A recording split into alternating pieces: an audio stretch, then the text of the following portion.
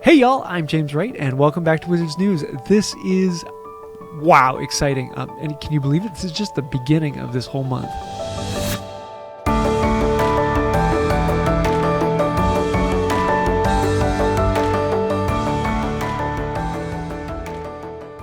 This video is going to be a little bit different because I actually wanted to just talk through what has been happening and some of there are just so many features in this first Brilliant event that I want to make sure that we've all covered them all. And I'm sure that I might be missing some particular feature because there have been a lot of things going on so far.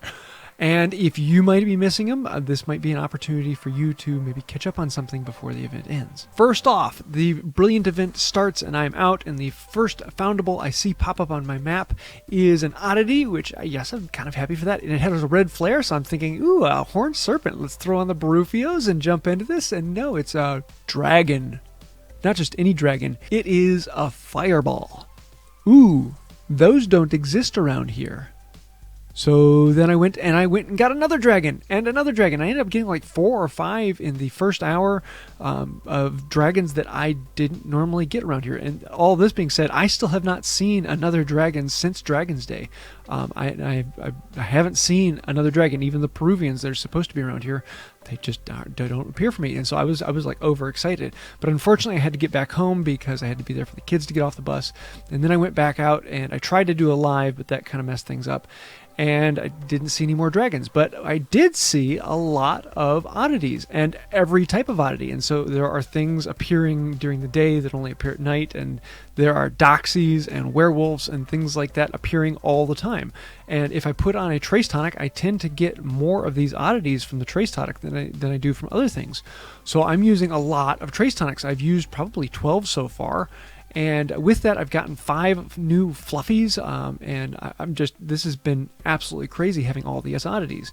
And that's not even the Brilliant event. So with the Brilliant event, we're getting the new Brilliant things, which end up being things you can fight like an oddity. So we have the Death Eater as well as the Escapee.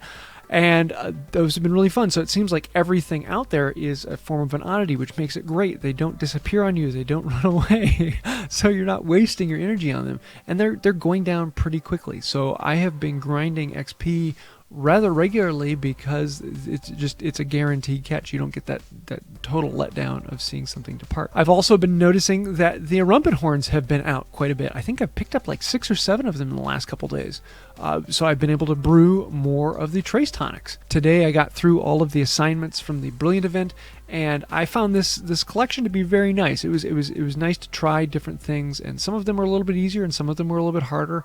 It was one that if I really wanted to buckle down to, I could go through it quickly, but it was one that I could drag out and savor as well, and I really enjoyed taking my time and doing it over the course of several days. But then we go back to the dragons, and I still haven't seen another dragon, so I'm assuming there was a glitch in the system, so for the first hour or so they were accidentally out because they opened up all the oddities and dragons happened to be an oddity, and so they had to turn those off.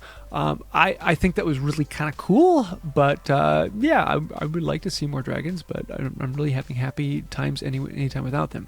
So if you weren't able to get out in that first hour, it looks like they're just not around.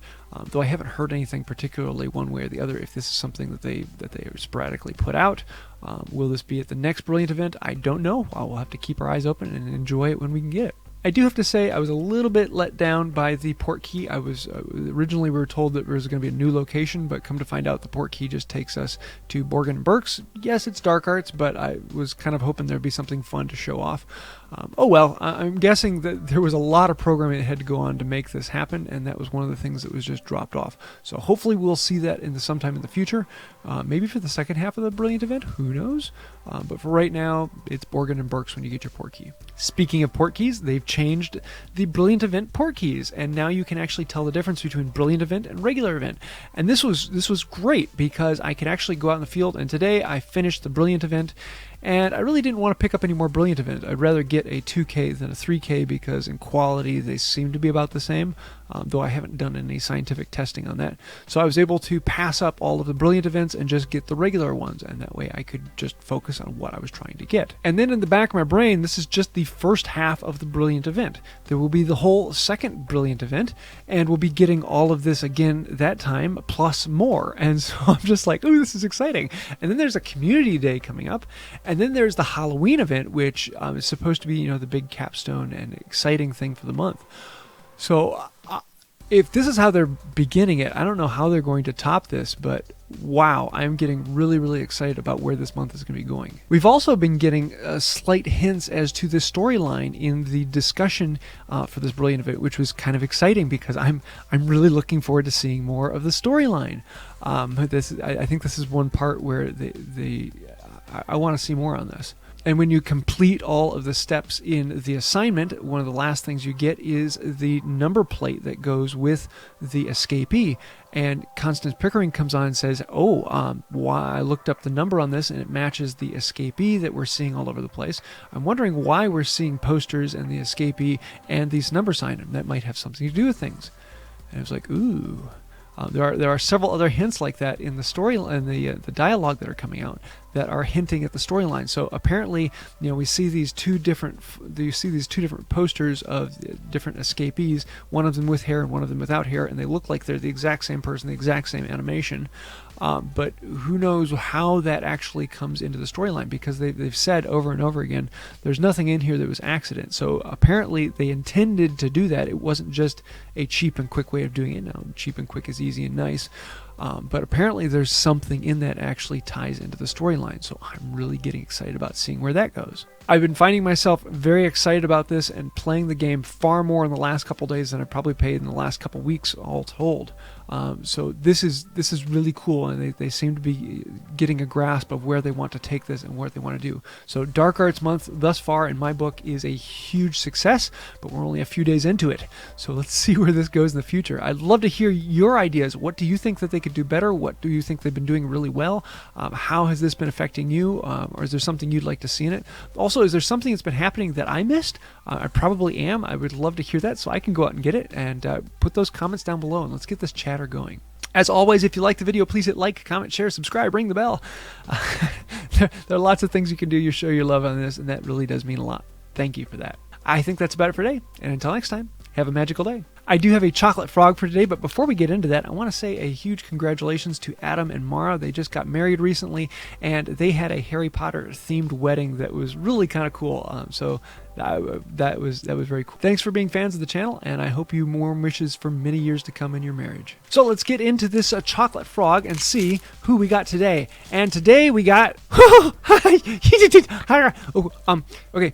this is another new card. This one I've never seen before. Artemisa Lufkin. Artemisa Lufkin. In 1798, Artemisa Lufkin was the first witch to become Minister for Magic. So that is cool. Another new card. I think that brings my total up to 11 different cards you can get from Chocolate Frogs. That's exciting. This rare and new Chocolate Frog card comes to you from Lisa Gliston. She is a fan of the channel, but she also has her own YouTube channel where she does a lot of live and other things where she's out playing the game. So definitely take a look at that. I'll leave a link to her channel down below. She actually just rebranded and changed the channel to A Witch Alone, so I'm looking forward to seeing what she does in the future there.